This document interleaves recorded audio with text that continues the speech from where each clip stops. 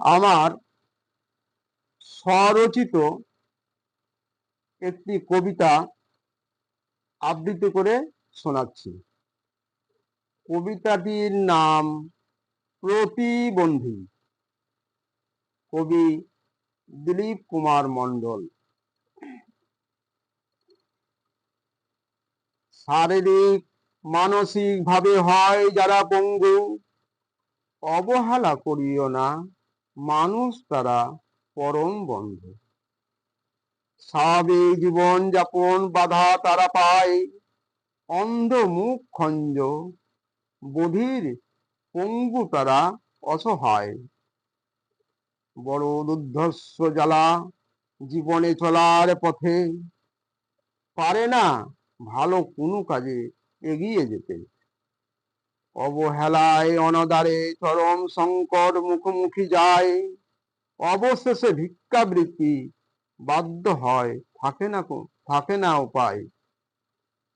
তাহার মাঝে সুযোগ বুঝে স্বার্থনেশী চক্র যারা, ভিক্ষালব্ধ উপার্জনকে ব্যবসায় পরিণত করে তারা। এমন দুষ্টু চক্রে জড়িয়ে ছড়িয়ে ছিটিয়ে আছে যারা, এই নির্মমতার প্রভু না হয় যেন তাদের ক্ষমা। হাটে বাজারে পথে ঘাটে কত ট্রামে বাসে, বহু অন্ধ খঞ্জ মুখ বধির ভিখারির দেখা মেলে। লোকজন নিজ আপন জন মাঝে সমস্যা বাড়ায়, জীবন তাদের কাছে যেন বোঝা হয়ে দাঁড়ায়। দুরারোগ্য ব্যাধির মতো দুর্গ্রহ বলে মনে হয়, অনিশ্চয়তার অন্ধকারে ভেসে হয় না বিজয়। রূপ রস শব্দ বৈচিত্র্য পৃথিবীতে অনেক কিছু ভরা, অনাসিত থেকে যায় তাদের কাছে চরম দুরবস্থা। এদের মাঝে যায় যে দেখা কত প্রখর মেধা শক্তি, শিক্ষার অভাবে নয় প্রতিষ্ঠিত, পায় না তারা মুক্তি। দেশ ও জাতির পক্ষ থেকে ব্যবস্থা গ্রহণ বড় প্রয়োজন, যে কারণে সৃষ্টি প্রতিরোধের বিশেষ আয়োজন। জনগণ হও তৎপর, করিতে বিভিন্ন কর্মসূচি গ্রহণ, বাস্তব উদ্যোগ নাও তাদের প্রতি দায়িত্ব কর্তব্য পালন।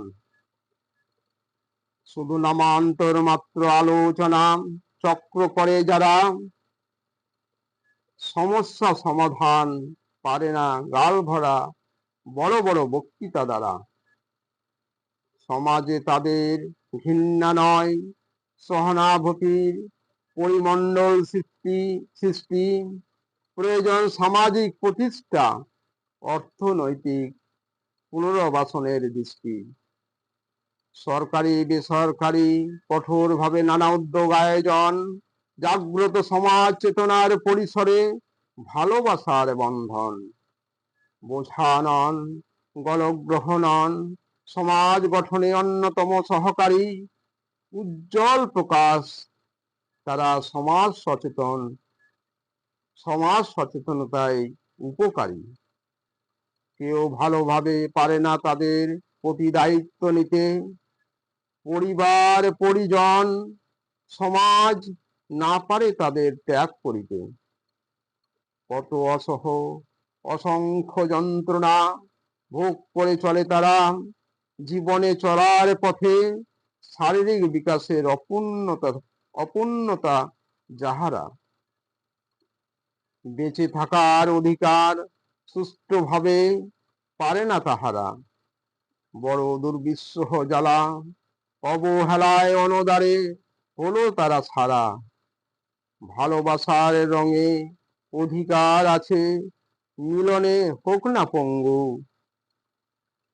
যত ফেলো মুছে আমরা সকলে তোমাদের বিপদে বন্ধু।